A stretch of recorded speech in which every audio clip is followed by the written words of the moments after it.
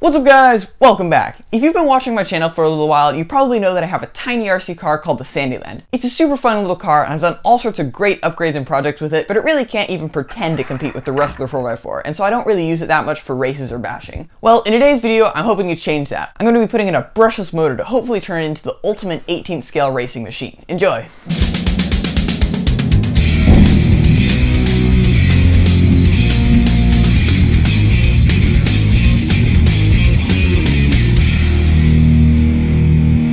What we're basically going to be doing here is swapping out this brushed motor for this brushless one. Now, in order to run a brushless motor, you also need a brushless ESC. And unfortunately, the brushless ESC doesn't work with the stock receiver box, so we need a new receiver box.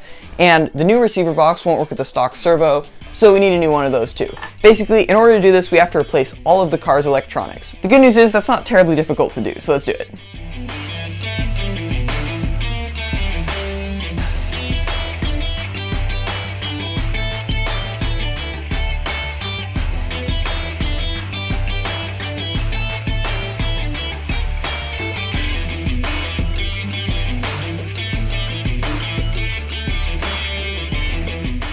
Alright, we've removed the cover, and so now we can remove the motor and the receiver box. They're both pretty easy to remove. The motor, just lift it up. Sometimes it takes a bit of work. This one especially because it's pretty greasy.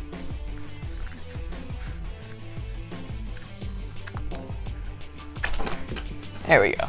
Motor comes right out. Usually it comes out easier. This one is a bit greasy because I saved it with WD-40 a few times, and receiver just comes, you can just pry it off because it's not actually attached with any screws. It's just glued in, so it's really easy to get that off. So now that those are out, last step is taking out the servo.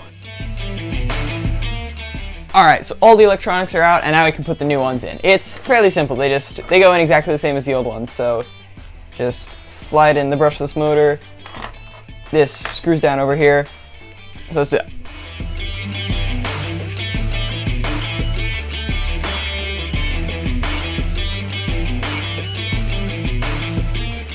Alright, so the motor and the servo are in, and so now I can put the cover back on. Now, I'm going to put the cover on first before I put in the ESC and the receiver box, and that's because at the moment there's really no good place to put them. You see, on the stock electronics, the ESC and receiver box are in one box, but here they're in two boxes, so we need two places to put them, and I feel like I'll be able to find that easier once I have the cover on, so let's put that on.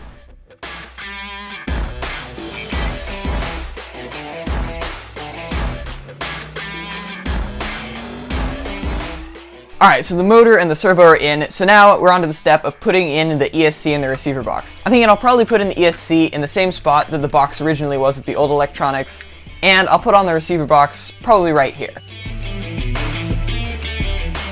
Alright, so we have the receiver and the ESC in place. At the moment the wires are a bit messy, so I'll probably hook them all together with a zip tie just to make them a bit more manageable before we actually drive this, but before I do that, I want to give it a quick test to make sure that everything works.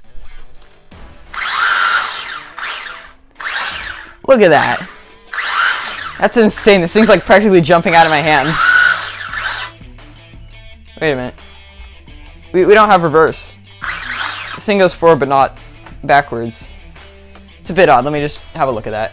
Alright, so I just took a look at it. I adjusted the connections and changed the wires around, and I just can't get it to go in reverse. I'm guessing it's in some sort of racetrack mode. A lot of the times when you're on a racetrack, you're not allowed to use reverse, so some cars will have a setting where you can disable the reverse. I'm sure there's a way to change the setting and give it reverse. It came with these really detailed instructions, which, from the looks of it, probably show how to set it up and adjust the settings on the ESC, but sadly it's all in Chinese, so I can't read it. So for now, we don't have reverse, but that's alright. Let's give it a go. Alright, I've just put on the finishing touches. I've zip tied together all the wires, I've glued on the on-off switch right here, and I've added these little headlights that came with the brushless conversion kit. So now it's looking pretty nice and it's ready to take out. I'm going to be running this on the stock batteries that actually come with the car. It's able to run up to a 3-cell battery, and this one's only 2-cell, but at the moment this is the only one that I have. So this is what we're going to test it on for now.